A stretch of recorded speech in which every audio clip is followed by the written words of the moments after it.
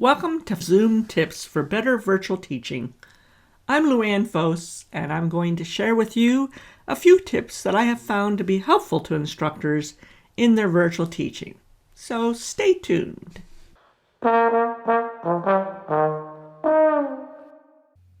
So, have you had a desire to annotate on a whiteboard while you're teaching in Zoom, but your output turns out to look like this? Because you're trying to use the Zoom whiteboard with your finger?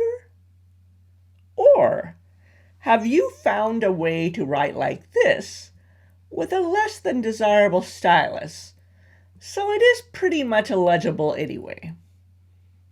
If you were honest with yourself, you would admit that even you have trouble reading it. Or you have figured out how to make the output slightly a bit more readable with an app that you found. But to be honest, it still looks like you're in Mrs. Pohl's second grade class at Belshaw Elementary School.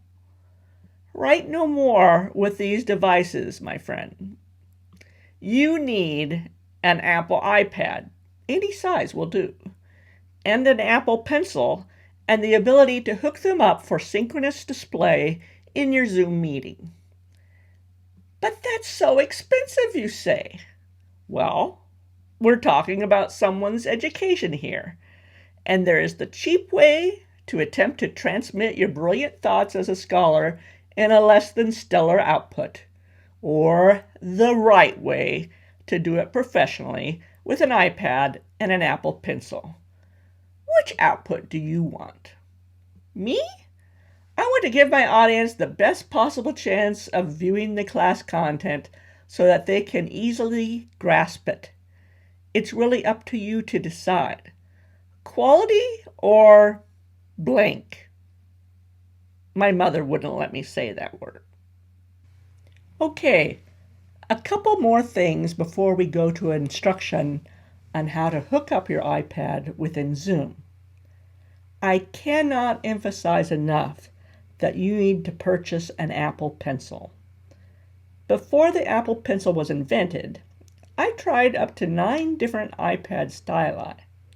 None of them fulfilled what I was looking for, and none were as good as the Apple Pencil is. So just buy it.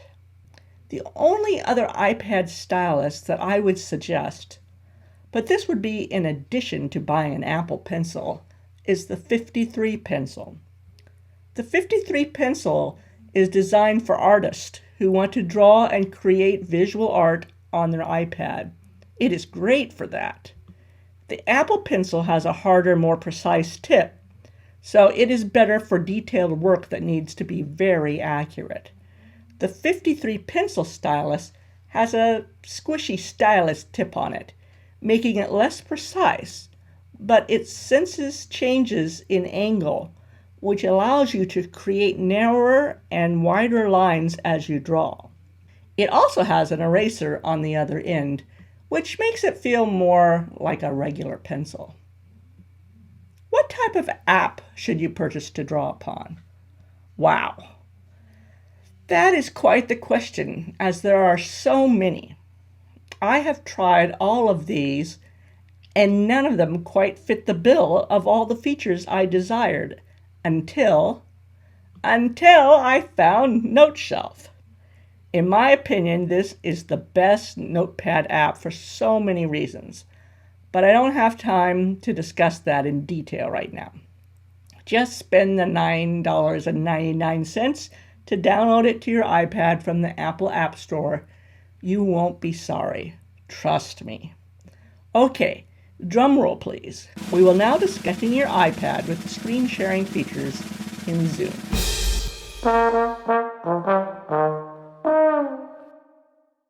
Zoom has added a share screen feature that allows you to connect to your iPad as well as showing your screen on your computer.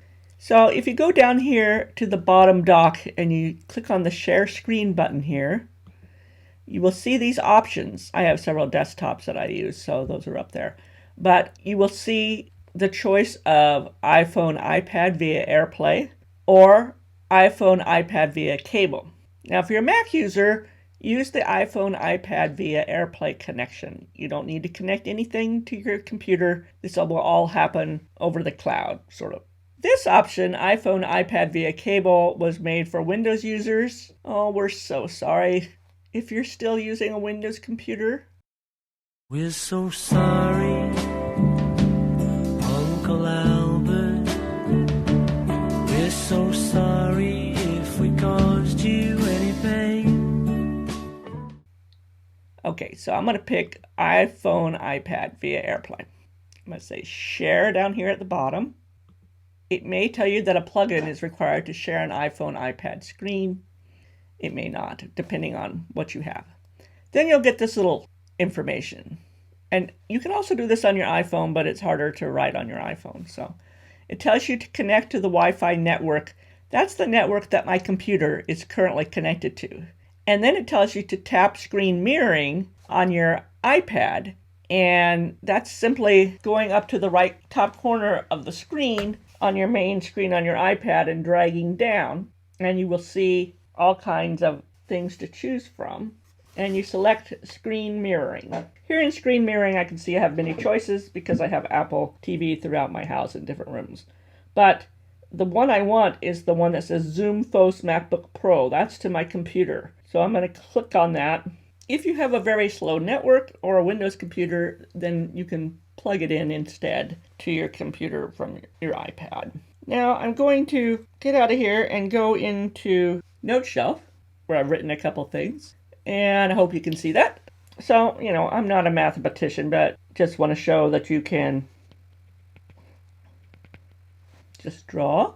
If I was teaching a music class, I might show that a quarter note equals 2 eighth notes. There's all kinds of things, obviously, that you can write. But again, this is NoteShelf. I don't have time to go into how wonderful it is, but it's great. And it feels so natural. And that's all there is to it. You can lecture here, sharing your screen, talking to your students, and I didn't want to show my video today, but you can have your video on off to the side as well. I hope this has been helpful for you, and this is the end of the Zoom tips as I am retiring from Cal Poly. Can you hear the smile? Have a great day. Bye-bye.